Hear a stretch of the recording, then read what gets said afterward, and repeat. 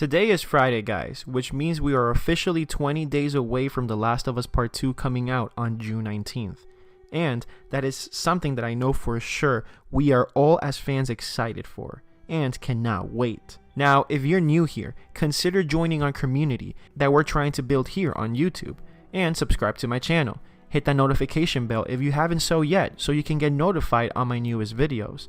Like and share this video because it really helps the channel to basically get more noticed and so I can bring more quality content for you guys. Now, in this video, we're going to talk about everything you need to know about The Last of Us Part 2's gameplay mechanics and what new things they have shown us about them. So, no more wasting your time and let's get right into the video.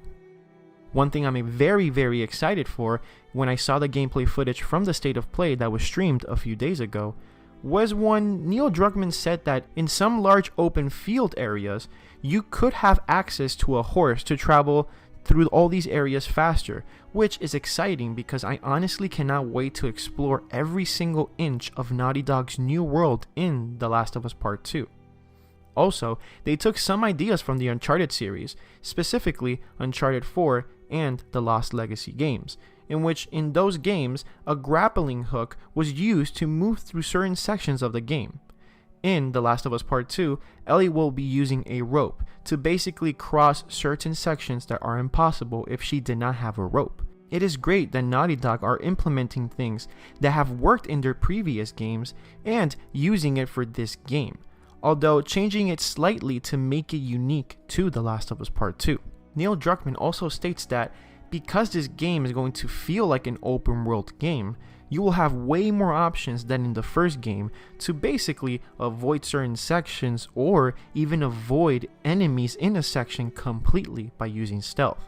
You, as the player, will have the option to choose how to engage because you alone will have your own unique experience on playing this game, which for sure increases replayability. Also, some places in The Last of Us Part 2 will be entirely flooded, so you can choose to swim, but it's easier to use a boat so you can get to your destination faster. So, because most of the game will be centered in the city of Seattle, Ellie will face a lot of problems along her journey for revenge. So, that means that she's going to face a lot of enemies and a lot of infected. There's going to be certain sections of the game in which there are infected and human enemies together, but they don't realize it that they're together. So you can make both groups meet and kill each other by throwing objects or distracting them to lure them to each other, and whoever is left after they kill each other, you can just finish them off. It is great that The Last of Us Part 2 has so many different approaches to play this game. Like I said a few seconds ago, it increases replayability. And because there are going to be way more enemies in this game compared to the first game, which makes my heart pump to 1,000,000 per second, you have to be careful in choosing how you approach these enemies. Some enemies will have dogs that track your scent, so you always have to be careful. There will be sections in the game in which you see very high grass, in which you can actually hide from enemies and kill them when you hide. But it's not that effective forever because if the enemies get closer to you, you can be spotted. Now, getting into the actual fighting mechanics. There are two approaches, of course, stealth or combat. If there are moments in which you're spotted, the game maps will be so big you can run away and regain stealth.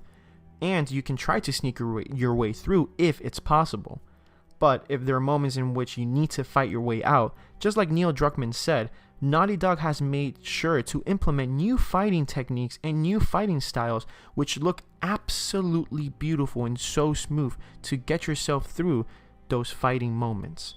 Now, I'll let Neil take it over from here because he has basically presented it in a way better than myself. If you absolutely have to fight your way out, there are a variety of tools at your disposal. Ellie's more agile than most of her enemies. She could sprint and quickly dodge incoming attacks. Learning how opponents attack with different weapons and mastering the timing of your dodges will prevent you from taking damage and create opportunities to counterattack. You can use throwable items or well-placed shots to stun enemies before dealing a killing blow. Or using them as a shield to protect yourself or buy some time to figure out your next move.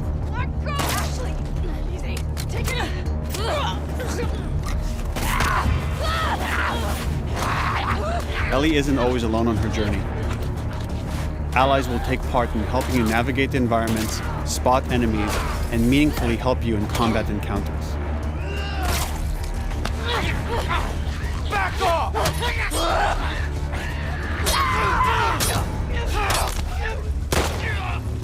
Got you now!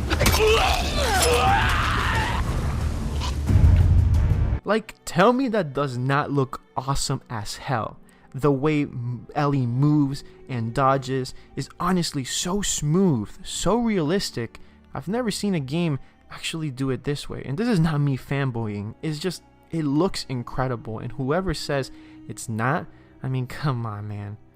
Come on. It's amazing how Naughty Dog actually listened to their own fans about fixing the gameplay mechanics, because in the first game, it wasn't that bad. It was good actually when it first came out, but it hasn't aged well, and for sure, if we play The Last of Us Part 2 and then go back to The Last of Us Part 1, we're going to see and feel a major difference.